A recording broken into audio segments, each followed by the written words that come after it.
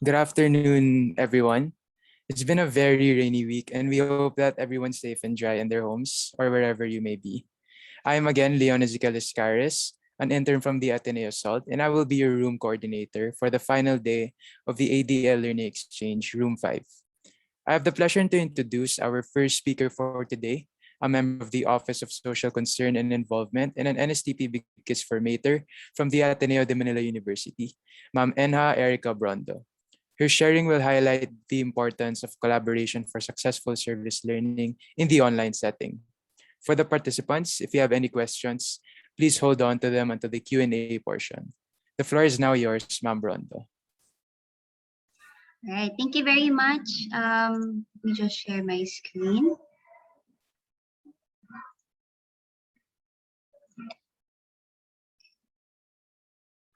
All right. Okay.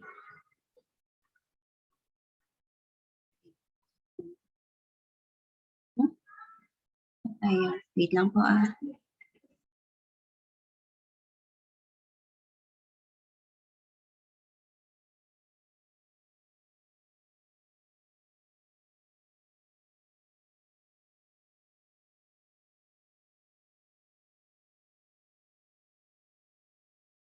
Try again po. I set the settings po for allow participants. There. All right. So hi, good afternoon, everybody. I'm actually very excited to share with you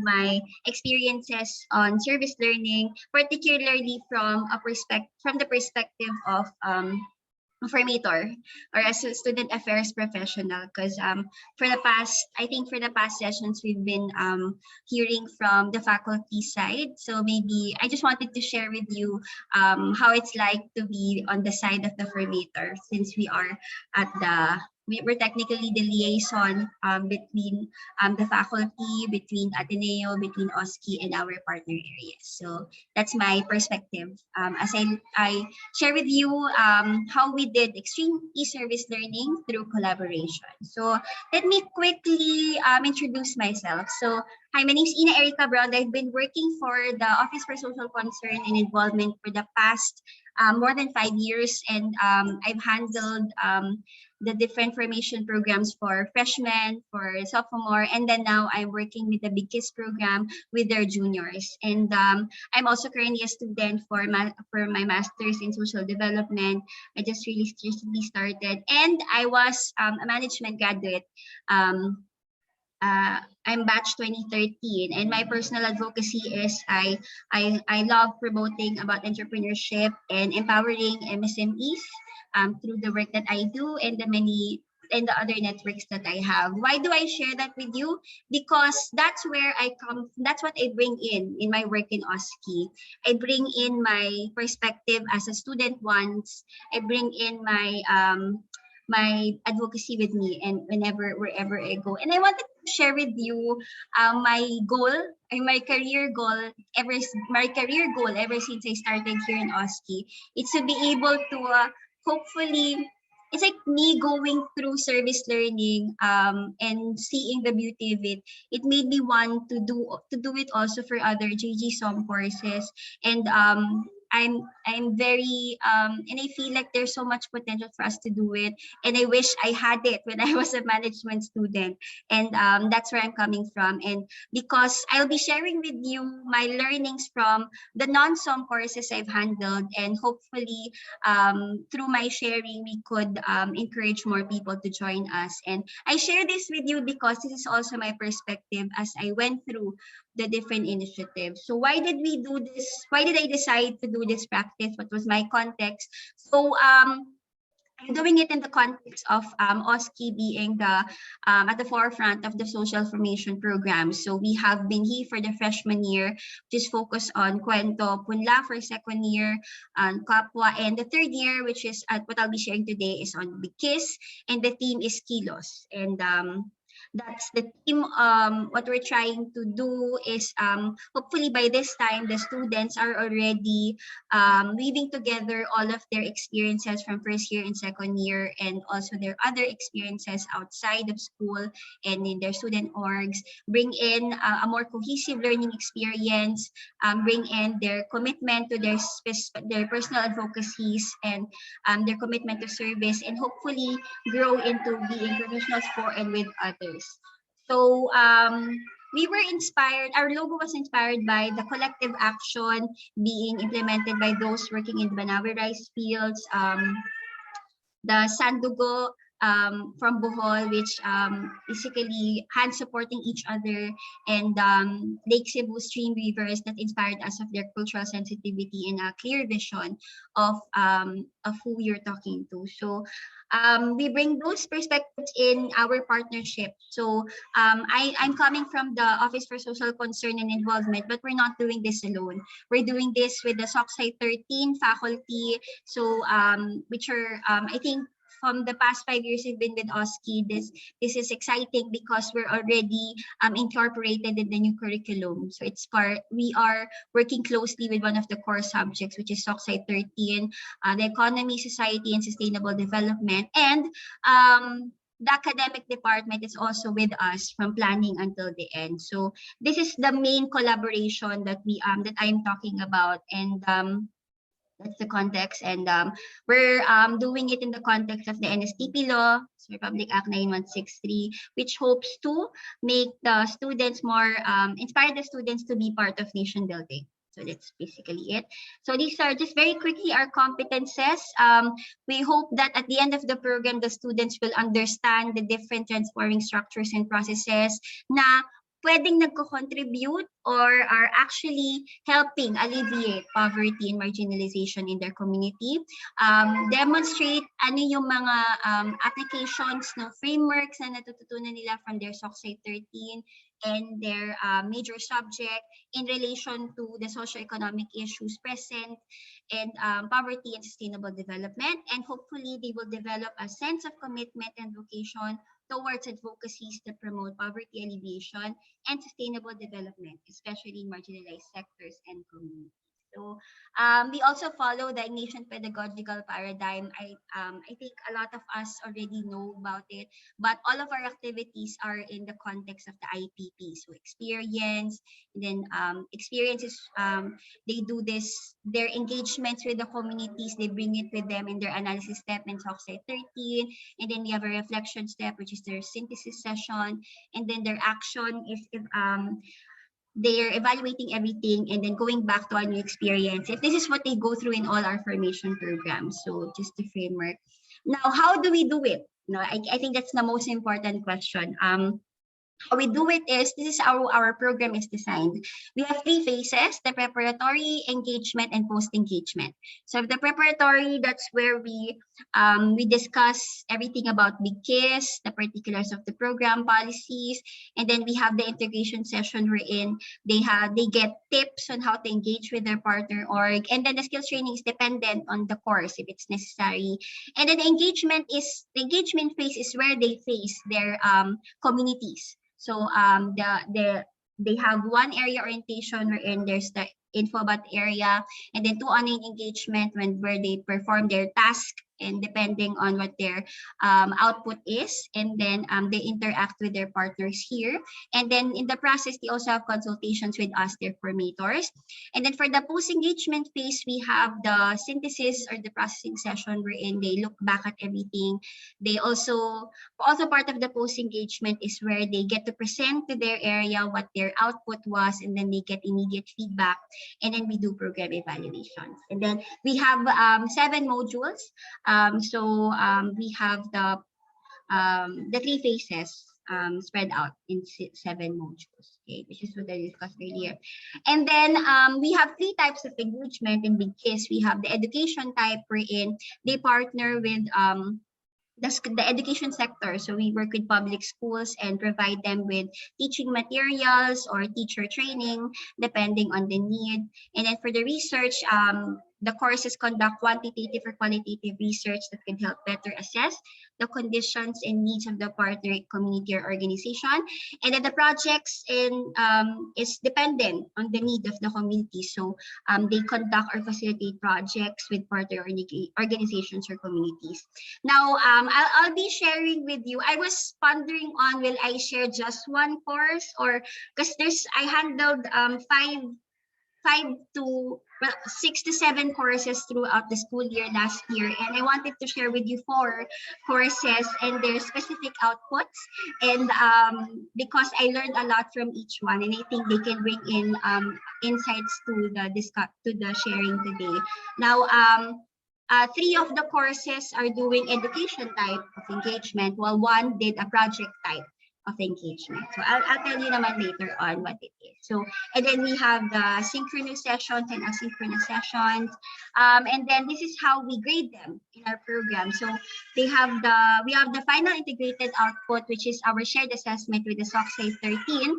And this is where this is also a possible shared assessment with the partner course. This is because this is where they connect all their frameworks and connect it with their engagements. And then the online engagement output is their assessment during the engagement. This is basically their documentation of what happened during their engagement. And then we have the participation grade wherein they have discussion boards, but it's not really technical. What we got feedback was the discussion boards are actually very easy to answer. So there's mostly check-in questions like GIF or share your hashtag or kamustahan. So it's very light, but it lets us know where they are. And then we have the peer evaluation, because if you will notice, majority of their grade is really group work, right? So they are grouped into groups of 4 to 5 with their respective course mates. Okay, so sorry about background music. Okay, so extreme e-service learning, this is what we're doing currently, is how we define it is I'm basing it from I got a definition on ESL, which is from Malvi. But ESL is the difference between extreme ESL and ESL is the experiential experiential education. It's really doing the service, doing the engagements with the communities, doing the service part online, and but not necessarily the major subject is also being done, or the partner course is not being done online. So what we're doing here is we're doing the instruction and the service both online. So everything is online. The learning system is online, the engagements are online, the consultations, the communication between the students in the area are all online. So it's really extreme e-service learning. Hi, so let me start off with sharing with you 4 of the courses that implemented extreme ESL. And I wanted to flex it to you so that you, because normally when we talk to academic departments, one of the main questions is how do we do it? Like, what are the examples that you've done? And I feel like these 4 examples could be the best examples to show just that. So the first one is the AB interdisciplinary study students that I handled together with Ma'am Nikki and Sir Skilty. So it was the KISS in IDS 192, their intro to interdisciplinary approaches, and of course SOCSI 13, which was we're very lucky because it's also Sir Skilty.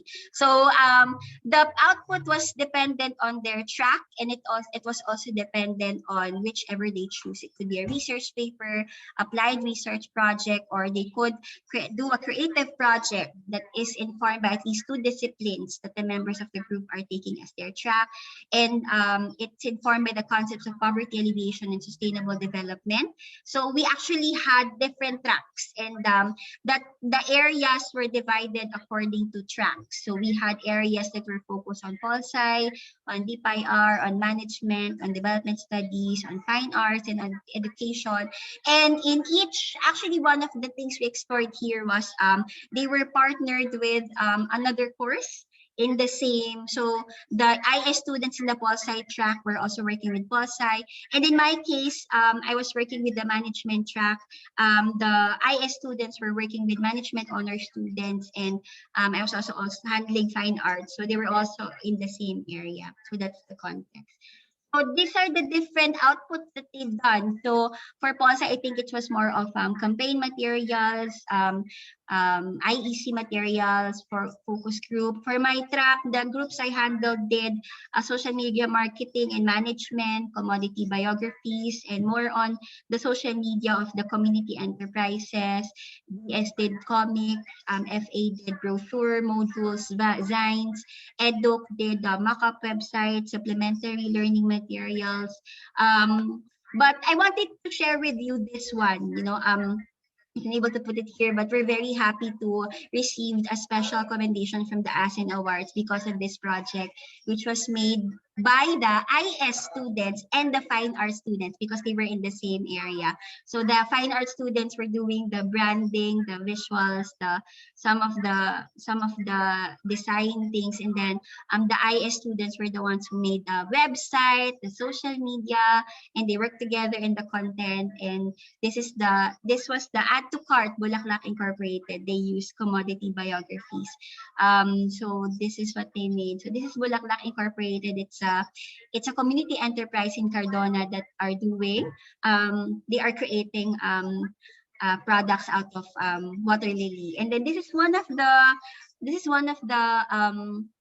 they call it one of their Instagram posts. I highlighted it because one of the things that the students shared was they were just doing something for the requirement, but they were sharing the story of the community, because that's what the community was telling them. We want more people to know our story. We want more people to know about what's happening in Laguna Lake, how much water lilies are there, how it's affecting our livelihood, and this is their way of doing that. So this was a very good example. And then the second one is a second course I want to share is the one I handled with Sir Mark Abinir. And then also we worked with the mathematics department. Now we're very grateful for the mathematics department that helped us form this medyo discipline-based pa siya. Wala pa kaming nalagay na partners to partner major subject, but it was very good because we were able to create mathematics enrichment materials that aim to supplement the modules of the senior high.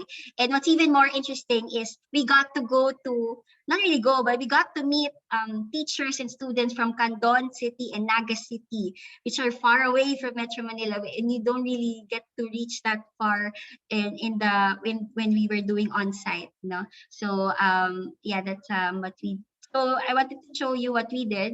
So we focused on 5 topics or 5 subjects, and then the schools chose which one they want to focus on. So a group did one group for accounting did like a video tutorial of accounting topics, and then one group did like an ed puzzle. It's like an interactive video using ed puzzle, and then another group was doing graphs, showing how to create graphs or how to study functions in graphs using different tech tools. And then calculus group did also video recording of their topics, and then some also used other tools like Google Classroom, Google Form for quizzes, and then Google Drive for their materials, and then Canva, of course, was also a good EdTech tool for them. And we got feedback that the learning materials were really useful and relevant, and they were done in high quality, and the entire project was done in a participatory manner. So I wanted to share with you this. This was the e-poster that we presented in the International Symposium and Expo on Service Learning by the PolyU, and we were able to share it. And yeah, and then ES has another service learning initiative because we were able to create Antipollution IEC materials, and we put it aside from.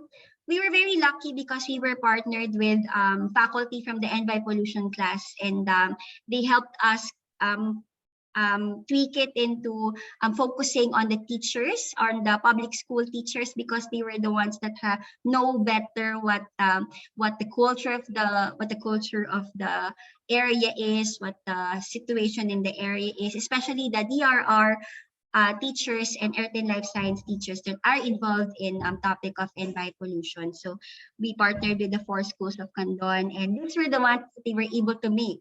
So we one group did videos on air and noise pollution, some did a handout, some did posters that for earthquake and flood that they can put on the LGU, and then another group did like a handout or a presentation. And what was very good about this project is they were coming from the perspective of the school, not necessarily Candon in general, but the school itself, the people in the community. They were discussing envi pollution based from coming from the stories of the area, because these schools are in different barangays. And last, sorry, I wasn't able to put here the one for ITE, but we did, sorry. ITE was the course that we partnered with in this one. So we're very grateful for Sir Bong Olpok and the other faculty from ITE that helped us. So we did an EdTech session wherein Sir Bong laid down the values of EdTech. He started with a foundation session, and then the students followed in their own with their own trainings dependent on the need. So the school, there were 3 schools, and each school had a mathematics group and had a science group, and then we had one group that was focused on video editing. So the math groups were, so for Camarines National High School, they focused on Microsoft tools and how to they discovered that there were so many things they still have yet to explore on how to use Microsoft Word to create quizzes with graphs and all of that. And then for Naga City Science High School, they even added communication, sync class management tools and productivity tools. And then for Kararayan, they taught them how to better use the different Google Suite tools, and they added GeoGebra, Wolfram Alpha. And then the video editing group did a hands-on use of Filmora, OBS, Loom, Handbrake. They could actually choose to do just one platform, but they did all of that in the sessions. What we did well, I summarized everything based from all of those experiences. So what we did well was the workload was manageable. We did weekly reminders and checklists. We had kamustahan sessions and email communication outside of class time. We also utilized Facebook Messenger group chat so that they could be able to communicate with the areas even outside of class time or OE time. Flexibility of deadlines. If you will notice, this was done in a quarterly setup. They only had 7 weeks, 7 to 8 weeks, and then the engagement was like 2 to 3 weeks only. But you will see their outputs. They were able to do so much in just a span of time. The groups that did modules or that were with the EdTech type enjoyed designing modules. It was a challenge, but it allowed me to learn more about the educational system. Nakapag-handle sila ng class on themselves, they pace themselves. No? I gave them the freedom to tweak, to plan out their engagements in their own pace. The needs match the capabilities, because from start to we start off with the coordination with the academic department, with SOCSI 13 and OSCE. And then we ask them what are the skill set of the students, what courses have they taken, what areas do you prefer, and then what output are we looking into? Will there be a major subject partner? So all of that was discussed earlier on, and then we were able to work together all throughout. So we had an email thread with my partner faculty. And then integration tips were helpful, and synthesis session at the end helped sum it all up. And then the students didn't have enough time. Points for improvement. Now, one of the things that really was highlighted was kulang talaga sa oras, bitin sila kasi because of the quarterly, they didn't have much time for needs assessment and implementation. Everything was rushed and they didn't have much time to interact.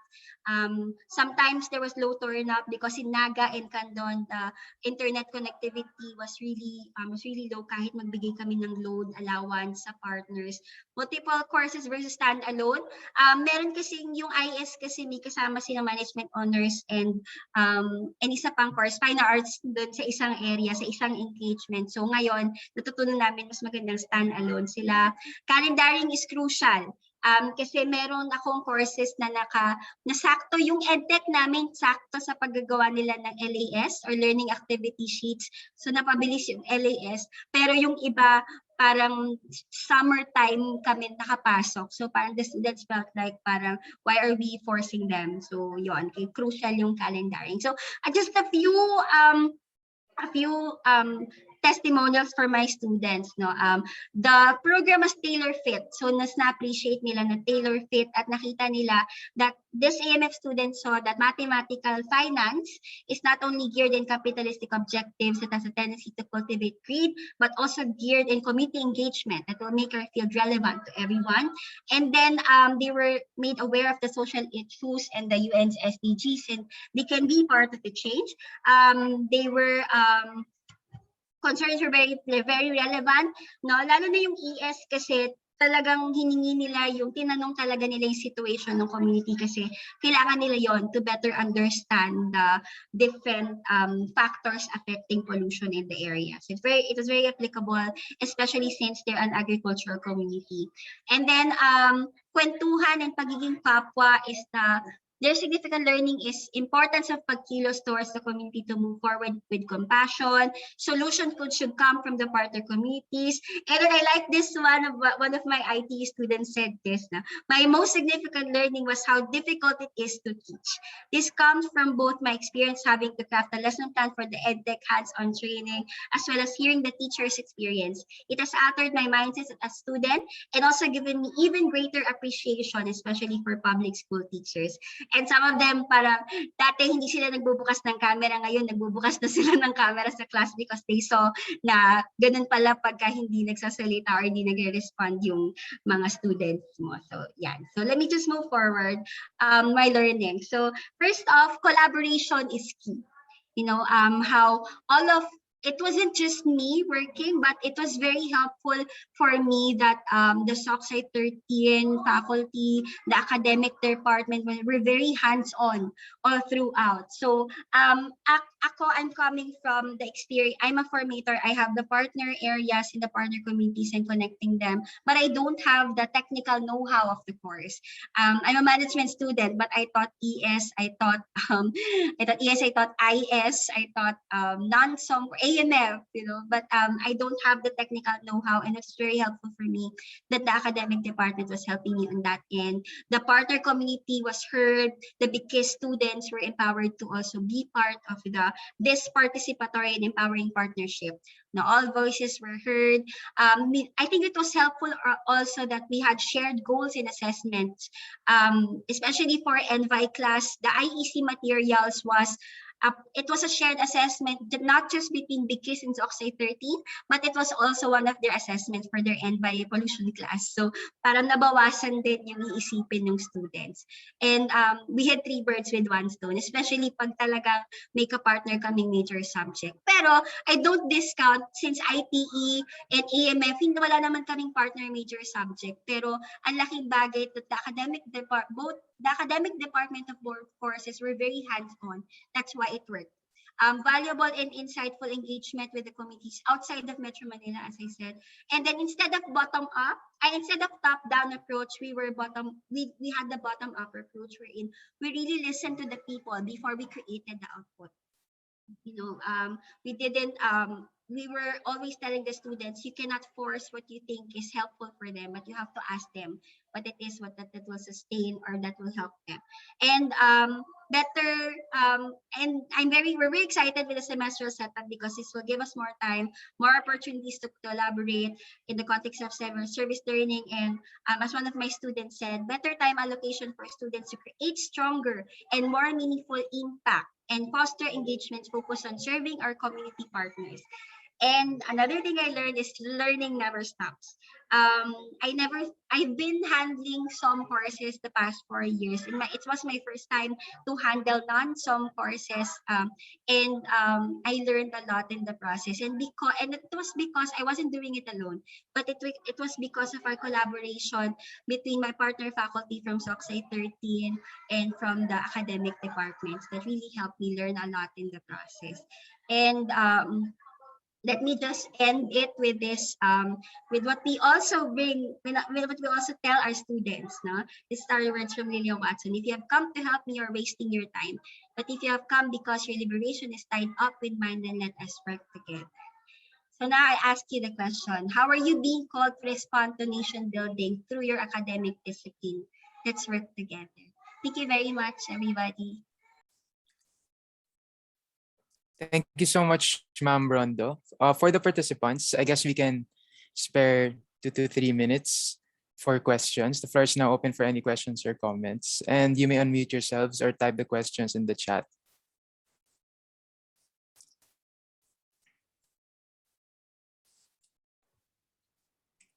I have a question, Ina.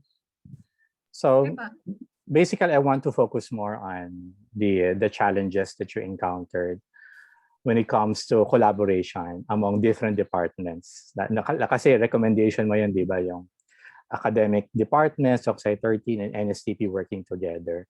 Ano yung pinaka naging core problem na napansin mo? And how do we overcome that problem that you encountered to make this work for, lalo na semester setup na by next school year?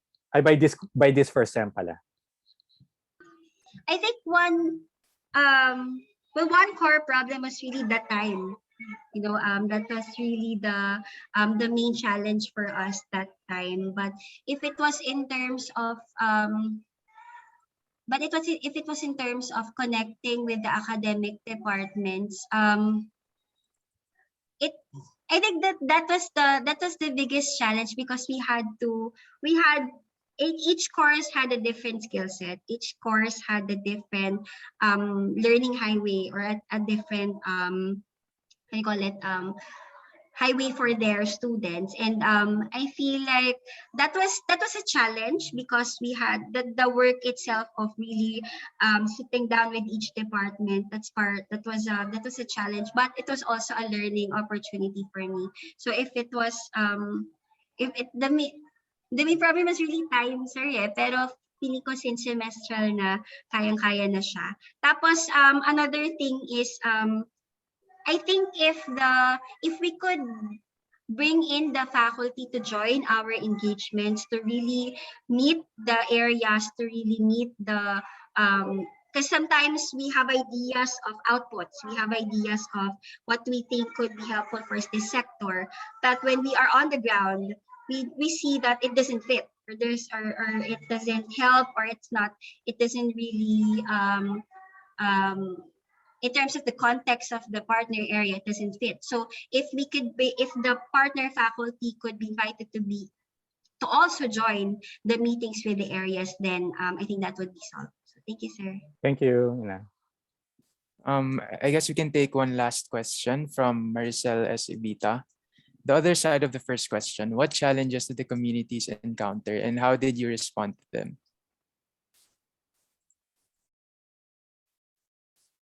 I think you're muted po, ma'am. Yeah, wait lang po Sige lang po. Let me just wait lang po 1 minute. Sige po.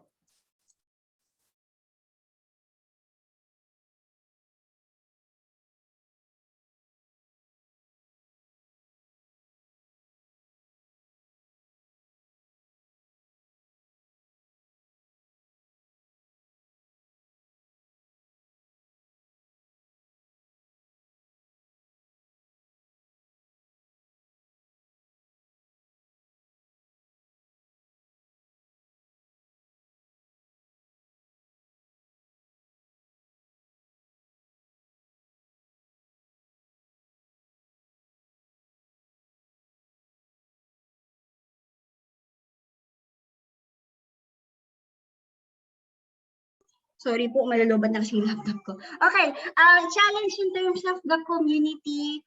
Um, I think if I would be going back on the engagement, it's really the shy ones, the students who are who don't really talk much or who having difficulty with Tagalog. So sometimes, or another is when the students are not that prepared or they're also confused in their own group. So, but I think that could be solved when you, in terms of guiding them. But that's the only challenge I can think about. Hope that answers it. And siguro one last question po from Ma'am Lularga. How did you sit down with the faculty from different disciplines to map out the work?